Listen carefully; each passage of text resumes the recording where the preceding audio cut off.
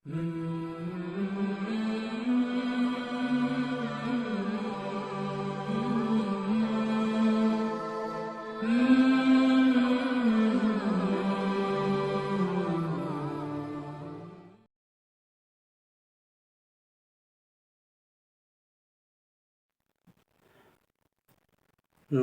محترم، السلام علیکم ورحمۃ اللہ وبرکاتہ۔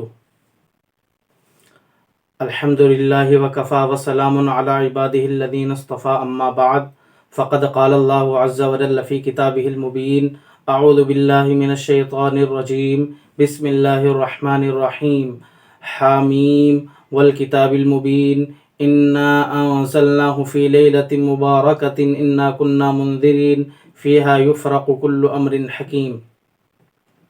وقال النبی صلی اللہ علیہ وسلم، الرجب شہری والشعبان شہر اللہ والرمضان شہر امتی۔ وعن ام سلمۃ رضی اللہ تعالی عنہا قالت، ما رأیت النبی صلی اللہ علیہ وسلم یصوم شہرین متتابعین الا شعبان ورمضان، او کما قال علیہ الصلاۃ والتسلیم۔ حضرات گرامی قدر، معزز سامعین، قرآن کریم کی جو آیت کریمہ میں نے تلاوت کی، اس کے اندر حضرات مفسرین کے دو اقوال ہیں۔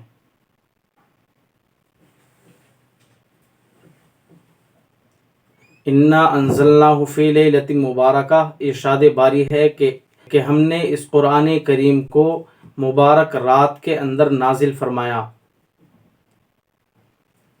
انا کنا منذرین فیہا یفرق کل امر حکیم، آگے ارشاد فرمایا کہ اس مبارک رات کے اندر ہر اہم فیصلے طے کیے جاتے ہیں۔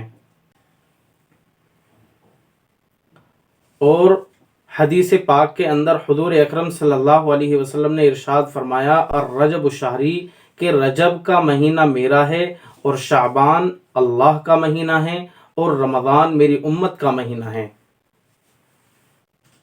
سب سے پہلے یہ جان لینا ضروری ہے کہ شعبان کے معنی کیا آتے ہیں۔ حضرات اہل لغت نے لکھا ہے کہ شعبان تشعب سے مشتق ہے، جس کے معنی آتے ہیں شاخ در شاخ ہونے کے، اور اس معنی کی تائید حضرت سیدنا انس رضی اللہ عنہ کی روایت سے بھی معلوم ہوتی ہے، جس کے اندر ارشاد فرمایا کہ چونکہ اس مہینے کے اندر شعبان میں روزہ رکھنے والے کو شاخ در شاخ اجر و ثواب حاصل ہوتا ہے، اس بنا پر اس مہینے کو شعبان کہا جاتا ہے۔ علامہ بدر عینی علیہ الرحمہ فرماتے ہیں کہ شعبان کے معنی آتے ہیں اجتماع کے، چونکہ اس مہینے کے اندر خیر اور برکتوں کا اجتماع ہوتا ہے، اس لیے اس کو شعبان کہا جاتا ہے۔ عمدۃ القاری کے اندر ہے کہ شعبان کے معنی اجتماع کے، چونکہ لوگ ادھر ادھر متفرق ہونے کے بعد اس مہینے میں مجتمع ہو جاتے ہیں، اس لیے اس کا نام شعبان ہے۔ بعض بزرگوں سے منقول ہے کہ شعبان شعب سے مشتق ہے، جس کے معنی آتے ہیں ایسے راستے کے جو پہاڑوں کی طرف جاتا ہو، یعنی یہ مبارک وہ مہینہ ہے شعبان کا کہ ماہ شعبان انسان کو روحانیت کی بلندیوں پر لے جاتا ہے، اس لیے اس کو شعبان کہا جاتا ہے۔ پھر ماہ شعبان کے اندر بہت سے ایسے اہم واقعات ہیں جو اس مہینے کے اندر پیش آئے ہیں۔ چنانچہ تحویل قبلہ کا حکم ماہ شعبان سن 2 ہجری کے اندر نازل ہوا۔ کعبۃ اللہ کی طرف رخ کر کے نماز پڑھنے کا حکم دیا مسلمانوں کو شعبان سن 2 ہجری کے اندر، اس سے پہلے مسلمانوں کا قبلہ بیت المقدس تھا۔ نیز سن 2 ہجری شعبان کے مہینے میں مسلمانوں پر رمضان المبارک کے روزے فرض کیے گئے۔ اسی طرح سن 4 ہجری شعبان کے مہینے میں نواسۂ رسول حضرت حسین رضی اللہ تعالی عنہ کی ولادت ہوئی۔ غزوہ بنی المصطلق جو سن 5 ہجری میں پیش آیا، وہ بھی ماہ شعبان کے اندر پیش آیا۔ مسجد زرار جو کفار و مشرکین اور منافقین نے مسلمانوں کے خلاف سازش کرنے کے لیے، ان کے خلاف برے نتائج کے لیے، مسلمانوں کے خلاف جو اس کی بنیاد رکھی تھی مسجد ضرار کی، قرآن کریم کے اندر اس کا ذکر ہے والذین اتخذوا مسجدا ضرارا۔ اس مسجد ضرار کو اسی مہینے کے اندر منہدم کیا گیا۔ نیز یمامہ کے اندر جھوٹا مدعی نبوت مسلم کذاب، جس نے نبوت کا جھوٹا دعوے دار، اس کو اسی مہینے شعبان کے اندر جہنم واصل کیا گیا۔ پھر شعبان کی فضیلت اور شب برات کی فضیلت روایات سے ثابت ہے۔ حضرات صحابہ کرام میں سے 10 صحابہ کرام سے شب برات کی فضیلت سے متعلق روایات موجود ہیں۔ شب برات کے اندر قیام اللیل اور 15 شعبان کا روزہ، یہ بھی حدیث مبارکہ سے ثابت ہے۔ حضور اکرم صلی اللہ علیہ وسلم نے ارشاد فرمایا اذا كانت لیلۃ النصف من شعبان فقوموا لیلها وصوموا يومها فإن الله تبارک وتعالى ينزل لغروب الشمس إلى السماء الدنيا فيقول ألا من مستغفر فأغفر له ألا من مسترزق فأرزقه ألا من مبتلى فعافيه ألا كذا ألا كذا حتى يطلع الفجر۔ ابن ماجہ کی یہ روایت ہے جس کے اندر حضور اکرم صلی اللہ علیہ وسلم نے ارشاد فرمایا کہ جب شعبان کی 15ویں رات آتی ہے، لیلۃ النصف من شعبان، شعبان کی 15ویں رات آتی ہے، فرمایا حکم دیا قوموا لیلہا، اس کی رات کے اندر قیام کرو، وصوموا نہارہا، اور اگلے دن روزہ رکھو، فإن اللہ تبارک و تعالی ينزل، اس لیے کہ اللہ تبارک و تعالی غروب شمس کے بعد، مغرب کے بعد سے آسمان دنیا پر تشریف لاتے ہیں اور اعلان ہوتا ہے الا من مستغفر، ہے کوئی مغفرت طلب کرنے والا، اپنے گناہوں کی بخشش چاہنے والا، اپنے گناہوں سے معافی کا طلبگار، فاغفر له، کہ میں اس کی مغفرت کر دوں، کہ میں اس کی بخشش کر دوں، الا من مسترزق، ہے کوئی جس کو رزق چاہیے، جو رزق کا طلبگار ہو، فارزقہ، کہ میں اس کو روزی دے دوں، میں اس کو رزق کی فراوانی دے دوں، الا من مبتلا فعافیہ، ہے کوئی مصیبت زدہ، ہے کوئی پریشان حال، کہ میں اس کی مصیبت کے اندر مدد کروں اور اس کی پریشانی اور مصیبت کا ازالہ کروں، اللہ کذا، یعنی اس طرح کے اعلانات یہ ہوتے رہتے ہیں اور فجر کی طلوع ہونے تک یہ ہوتے رہتے ہیں۔ حضرت سیدنا عائشہ رضی اللہ تعالی عنہ روایت کرتی ہیں کہ ایک مرتبہ حضور اقدس صلی اللہ علیہ وسلم میرے حجرے کے اندر آرام فرما رہے تھے، اور جب درمیان رات میں میری آنکھ کھلی تو دیکھا کہ حضور اکرم صلی اللہ علیہ وسلم موجود نہیں۔ میں گھبرائی اور میں نے ازواج مطہرات کے حجروں میں سب میں تلاش کیا، لیکن کہیں پر آپ کو موجود نہ پایا۔ میں آپ کو تلاش کرتے ہوئے جنت البقیع قبرستان کے اندر پہنچ گئی، دیکھا کہ آپ وہاں پر تشریف فرما ہیں اور اپنی امت کے لیے دعائیں مانگ رہے ہیں، اور اللہ تبارک و تعالی سے رحمت کی دعا مانگ رہے ہیں، اللہ تبارک و تعالی سے اپنی امت کی مغفرت کو مانگ رہے ہیں۔ حضور اکرم صلی اللہ علیہ وسلم نے حضرت عائشہ رضی اللہ عنہ سے دریافت کیا کیا تمہیں معلوم ہے کہ یہ کون سی رات ہے؟ سیدہ عائشہ صدیقہ رضی اللہ تعالیٰ عنہ نے جواب دیا اللہ و رسولہ عالم، اللہ اور اس کے رسول زیادہ جانتے ہیں۔ حضور اکرم صلی اللہ علیہ وسلم نے ارشاد فرمایا کہ عائشہ، اللہ تبارک و تعالیٰ اس رات کے اندر بنو کلب کی بکریوں کے بالوں کے برابر گناہ گاروں کی بخشش فرماتے ہیں۔ آگے فرمایا کہ لیکن 4 لوگ وہ ہیں جن کی اس رات کے اندر بھی مغفرت نہیں ہوتی: مشرک، مسبل، عاق لوالدیہ، مدمن خمر۔ یہاں پر ان 4 کا ذکر ہے۔ مختلف روایات ہیں اور ان کو جمع کرنے سے معلوم ہوتا ہے کہ 8 قسم کے لوگ وہ ہیں کہ جن کی ان رات کے اندر بھی مغفرت نہیں ہوتی، یعنی اللہ تبارک و تعالی اس مبارک رات کے اندر مغفرت طلب کرنے والوں کی مغفرت فرما دیتے ہیں، بخشش طلب کرنے والوں کی بخشش فرماتے ہیں، رحمت طلب کرنے والوں پر رحم فرماتے ہیں۔ لیکن کچھ ایسے بھی نافرمان ہیں اور کچھ اللہ کی نافرمانیوں کے اندر اتنے بڑھے ہوئے ہیں کہ اس رات کا بھی انہیں کوئی فائدہ اور اس رات کی کوئی سعادت انہیں حاصل نہیں ہوتی، بلکہ وہ اس رات کی سعادت سے محروم رہتے ہیں۔ تو روایات کو جمع کرنے سے معلوم ہوتا ہے کہ 8 قسم کے لوگ وہ ہیں کہ جن کی اس رات میں مغفرت نہیں ہوتی۔ سب سے پہلے مشرک، جو اللہ کی ذات اور اس کی صفات کے اندر اللہ کا شریک ٹھہرانے والا ہو، غیر اللہ کو پوجنے والا ہو، غیر اللہ کی عبادت کرنے والا ہو، ان کے سامنے سجدہ کرنے والا ہو، ان کے سامنے جھکنے والا ہو۔ تو سب سے پہلے مشرک، دوسرا کینہ رکھنے والا، بغض رکھنے والا، تیسرا والدین کا نافرمان، چاہے والد کا نافرمان ہو، ماں کا نافرمان ہو یا دونوں کا نافرمان ہو، اس کی بھی اس رات میں مغفرت نہیں ہوتی۔ چوتھے مدمن خمر، شراب کا عادی، پانچویں سود خور، چھٹے زانی، ساتویں گستاخ رسول اور آٹھواں اپنے پائجامے تہمند کو ٹخنے سے نیچے لٹکانے والا۔ تو ٹخنے سے نیچے پائجامہ، پینٹ، لنگی، تہمند ٹخنے سے نیچے لٹکانے والا یہ عمل حرام ہے، اور پائجامہ ٹخنے سے نیچے لٹکانے والے کی بھی اس رات میں مغفرت نہیں ہوتی۔ اس کے اندر 2 چیزیں ذکر کرنے دینی آپ کی خدمت میں مناسب ہیں۔ سب سے پہلے یہ کہ پائجامہ ہو، لنگی ہو، پینٹ ہو، وہ نازلن ہو، یعنی اوپر سے نیچے کی طرف آنے والی ہو۔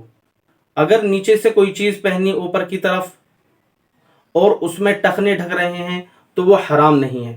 مثلا موزے پہنے ہیں یا سردی کے موسم میں خفین پہنے ہیں، اب ایسی صورت میں ان کو پہننے کی صورت میں ٹخنے ڈھک جائیں گے تو یہ حرام نہیں ہے۔ پہلی چیز یہ ہے کہ وہ نازلن ہو۔ دوسری چیز یہ ہے کہ قائمن کی صورت میں حکم ہے، کھڑے ہونے کی صورت میں اگر ایک مومن کا پائجامہ، اس کی لنگی ٹخنے سے نیچے ہے، ٹخنا اس کا ڈھک رہا ہے، تو اس کا یہ عمل حرام ہے، اور اس عمل حرام کی وجہ سے اس کی اس رات میں مغفرت نہیں ہوتی۔ تو دوسری چیز ہے قائمن ہو، اگر بیٹھنے کے حالت میں یا لیٹنے کی حالت میں اس کا ٹخنا ڈھک جاتا ہے تو یہ عمل اس کا حرام نہیں ہے۔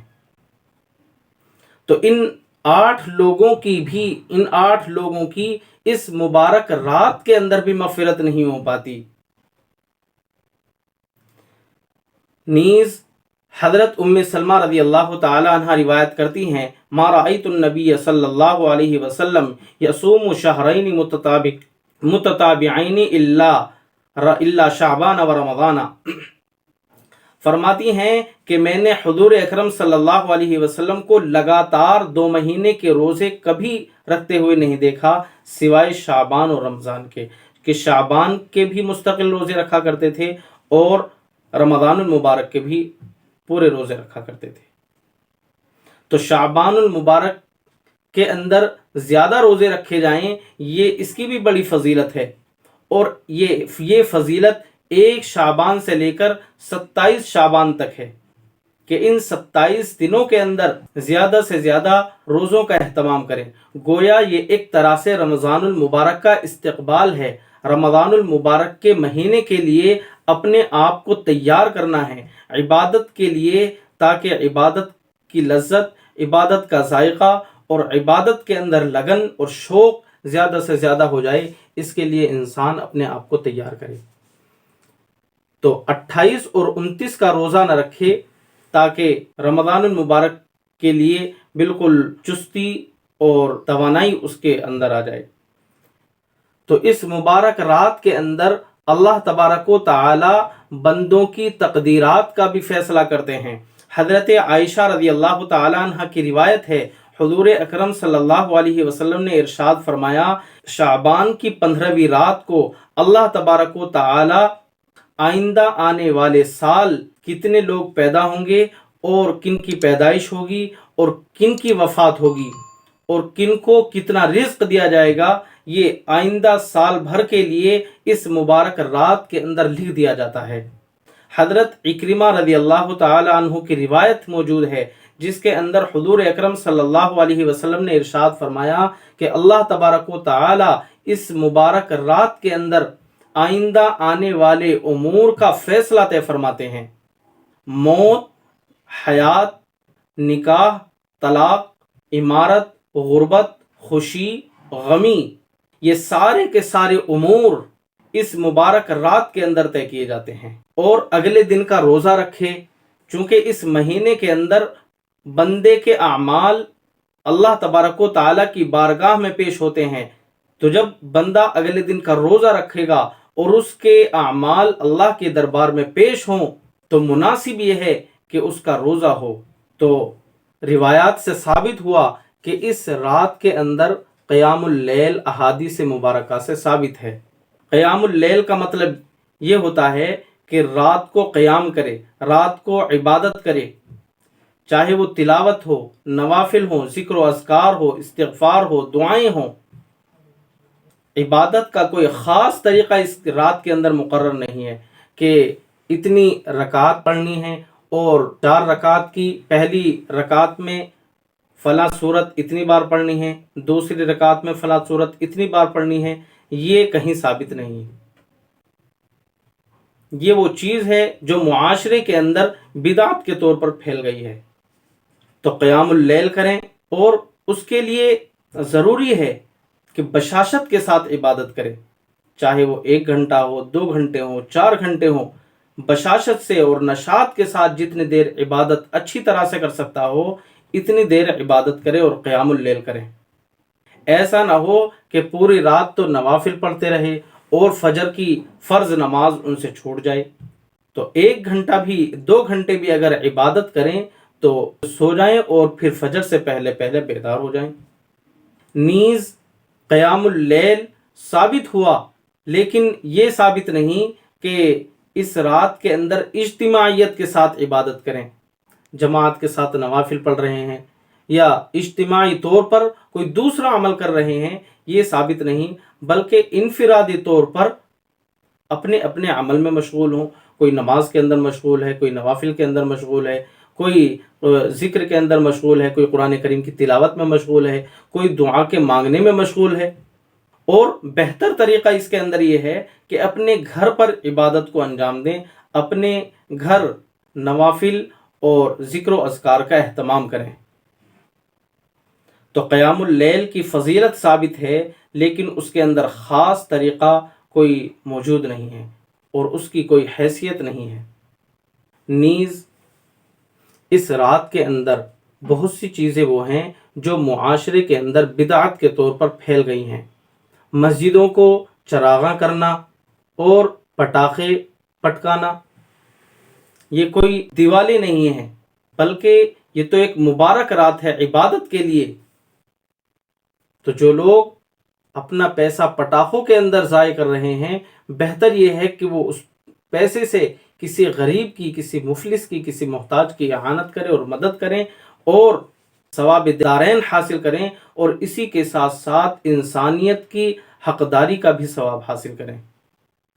اسی طرح سے کھانا پینا، حلوہ پوری، اور ان کو ضروری سمجھنا کہ اس کے بغیر گویا شب برات ہی نہیں ہوگی، اس کی کوئی اصل شریعت کے اندر موجود نہیں ہے۔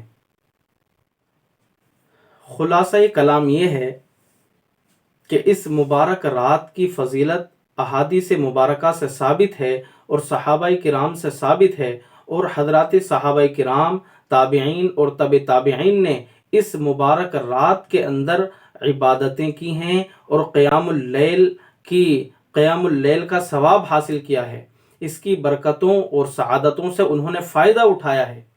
تو معلوم ہوتا ہے کہ ہمیں بھی اس رات کے اندر زیادہ سے زیادہ عبادت کا اہتمام کرنا چاہیے، نوافل کا اہتمام کریں، قرآن کریم کی تلاوت، ذکر و اذکار اور دعائیں اللہ تبارک و تعالیٰ سے خوب مانگیں، اپنے گناہوں پر ندامت ہو، شرمندگی ہو اور آئندہ گناہوں کے نہ کرنے کا پختہ ارادہ ہو، جس کو ہم اپنی دعاؤں کے اندر شامل کریں۔ اللہ تبارک و تعالی سے اعمال صالحہ کی توفیق مانگیں، گناہوں سے بچنے کی توفیق مانگیں۔ دوسری چیز یہ ہے کہ بہت سی وہ چیزیں جن کا شریعت کے اندر کوئی وجود نہیں ہے، جن کی شریعت کے اندر کوئی حیثیت نہیں ہے، ان ساری چیزوں سے ہم احتراز کریں، ان ساری چیزوں سے ہم بچیں، خود بھی بچیں اور دوسرے مسلمان بھائیوں کو بھی ان چیزوں سے بچائیں، تاکہ وہ بھی اس مبارک رات کی سعادتوں کو حاصل کرنے والے بنیں۔ تو اللہ تبارک و تعالی سے دعا کیجیے کہ اللہ تبارک و تعالی ہم سب کو اس مبارک رات کی برکتوں اور سعادتوں کو حاصل کرنے والا بنائیں، اور اللہ تبارک و تعالی ہم سب کو اس رات کی سعادتوں اور برکتوں سے ہم سب کو مالا مال فرمائے، اور اللہ تبارک و تعالی ہم سب کو عمل کرنے کی توفیق عطا فرمائے۔ آمین۔ وآخر دعوانا ان الحمد للہ رب العالمین۔